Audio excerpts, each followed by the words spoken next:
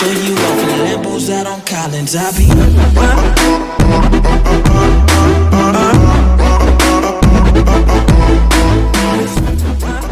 Hola, ¿cómo están? Espero y estén listos. ¡Sí, capitán! ¡Estamos listos!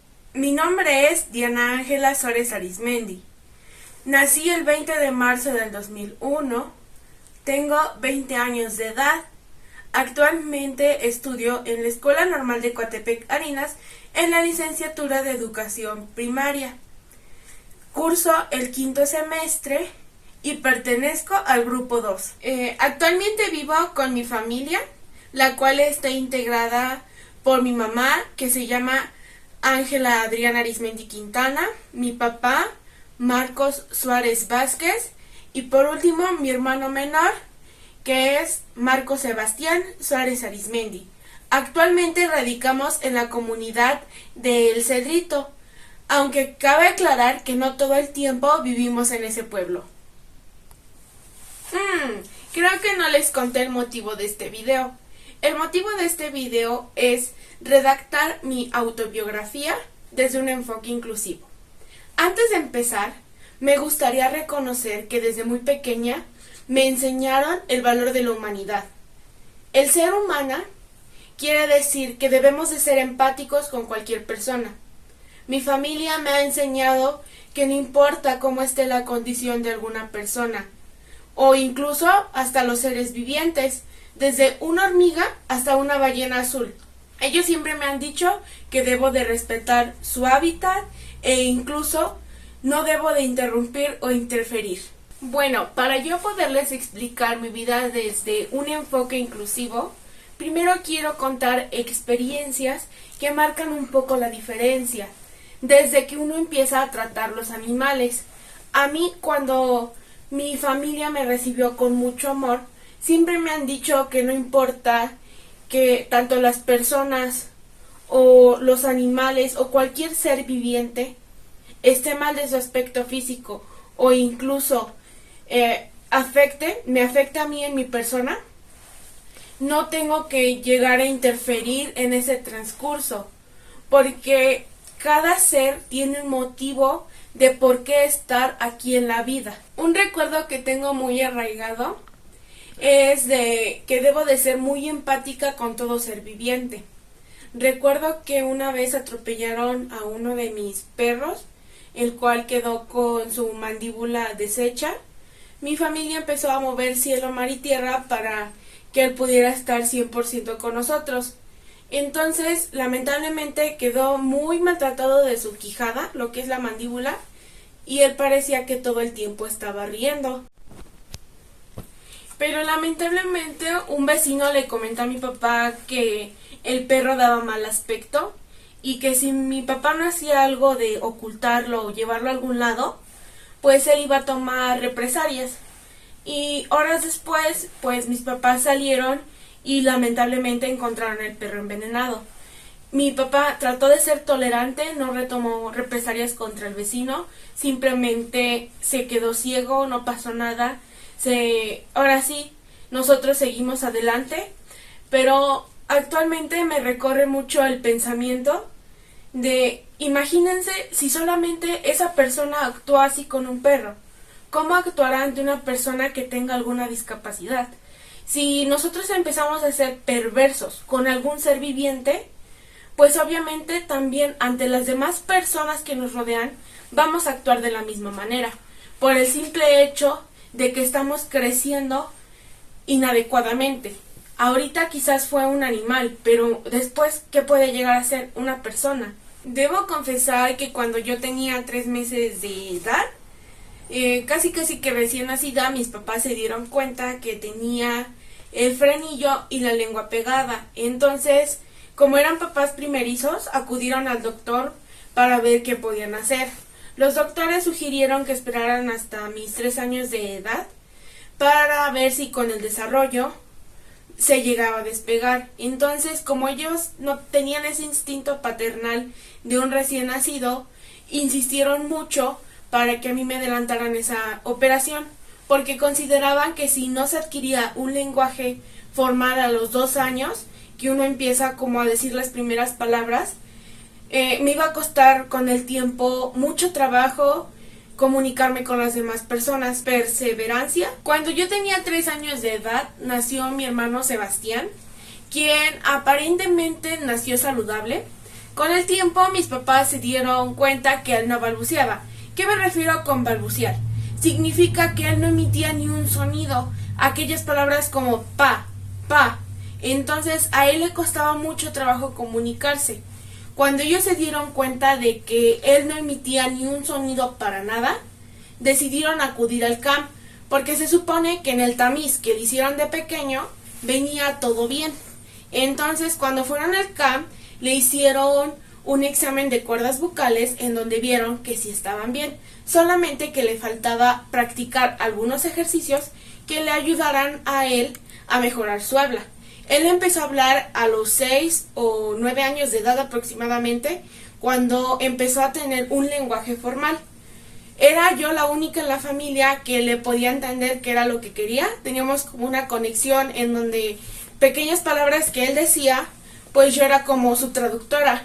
Quizás algo que él no se acuerde es que mi mamá nos ponía a hacer los ejercicios que le colocaban, desde ponerse un lápiz en la lengua, soplar burbujas de jabón o incluso pegarnos las obleas. Quizás también lo de la golondrina para que le cantara. Durante ese proceso yo lo acompañé, estuve con él, nos hicieron hacer los mismos ejercicios, entonces creo que fue un lazo de confianza que entre los dos generamos. Algo también que quiero resaltar es que mis papás mandaron a mi hermano al preescolar regular e iban y asistían los fines de semana al camp en donde él practicaba. Incluso los ejercicios eran para nuestra casa toda la semana. Estábamos con él motivándolo y ayudándolo. Otro de los recuerdos que yo tengo es que en mi octava Navidad, antes de mudarnos al lugar donde vivimos, nosotros veníamos del famoso nacimiento del niño Jesús. Íbamos de la iglesia para mi casa. Entonces ya era noche. Mi familia y yo alcanzamos a ver que había un vagabundo en el piso y nos fuimos rápidamente a la casa. Mi papá cortó de inmediato una cobija, sacó la comida de la cena de Navidad, partió todo, sacó una botella de plástico para llevarle ponche. Entonces mi papá tomó varias cosas de la casa y fue a ver al señor, le dio la cobija, le dio un topper con alimento y ponche. Esto con la finalidad de que él nos dijo que nadie debe de estar solo en fechas decembrinas, porque se supone que es cuando mejor debemos de tener lazos más fuertes con las personas que nos rodean. No solamente con amigos, sino darle los mejores recuerdos a personas desconocidas que realmente ocupan el apoyo en el momento. Quizás esa persona, con el tiempo, él se acuerde con mucho orgullo y diga que no toda su vida hubo personas crueles que lo maltrataron, sino personas que realmente lo apoyaron con buenas intenciones. Otro momento muy significativo de mi vida es el día que llegó al pueblo un señor en muy malas condiciones. Empezó a tocar casa por casa para que le dieran alimentos. Entonces llegó a nuestra casa, mi mamá iba saliendo con sobras de la comida que ya no queríamos. Esto para dárselo a nuestra mascota, que pues necesariamente le dábamos las sobras. ¿Qué hizo el señor? Vio a mi mamá salir con un topper y le quitó la comida, y sin importar de que haya estado como ya tocada por nosotros, él se la comió con un gusto. Entonces mi mamá ya lo que hacía todas las tardes era guardarle comida de lo que ella guisaba de más, para que cuando él llegara se llevara la comida. Eso lo hizo aproximadamente una semana. Semanas después él se fue, ya no supimos nada de él. De hecho, hasta ya teníamos identificado aquí en la casa que si él llegaba a venir teníamos el topper de plástico para dárselo y él se lo llevara. Sé que nosotros tenemos recuerdos muy bonitos de cómo ha sido nuestra vida y nuestro desarrollo social, los cuales sé que con cada pequeño granito de arena que nosotros pongamos, no debemos como de estarlos presumiendo, sino atesorarlos y dar lo mejor de nosotros para no recaer en ser malas personas que excluyan a su alrededor. Quizás a mí me tocó nacer en una familia llena de valores, lo que me ha ayudado a ser una persona que sepa escuchar, que sepa apreciar y que sepa entender su entorno. Sé que no todos nacemos en una cuna de oro. Entonces, si nosotros nos apoyáramos todos y cada uno de nosotros, créanme que la pobreza se erradicaría. Créanme que la pobreza y la hambruna se exterminarían en todo el mundo. El estar poniendo o dejando la huella en cada momento en el que nosotros estamos viviendo, incluso en el que respiramos, trae buenas condiciones, y espero que las pequeñas acciones a lo largo de mi vida, las cuales he vivido, les sirvan a ustedes para que se den cuenta que ser inclusivos no solamente se refiere a incluir a nuestros familiares o seres queridos que tengan defectos, sino el estar apreciando cada momento y ayudar a todas las personas. Claro, actualmente se da que en redes sociales, si yo veo a una persona discapacitada y tengo dinero, pues le doy la silla de ruedas, y ¿qué hago? Lo exhibo. Entonces debemos de hacer las cosas de corazón y no estarlas reprochando. Para finalizar, me gustaría dejar algunas frases célebres. A veces aquello que no podemos entender comienza a tener sentido con el tiempo. Recordemos que la vida es muy simple, pero nosotros la empezamos a poner muy difícil. Algo que también quiero recalcar, que el tiempo empieza a ser valioso cuando hacemos buenas acciones y realmente las disfrutamos. Porque cuando desperdiciamos tiempo siendo egocéntricos y preocupándonos por nuestra propia vida, realmente no estamos viviendo.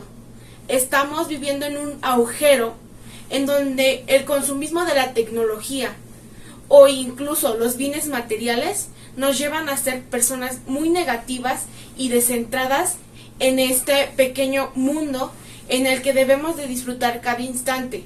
Quizás hoy estaremos, pero mañana no sabemos. Los bienes materiales se pueden quedar aquí y la vida seguir adelante.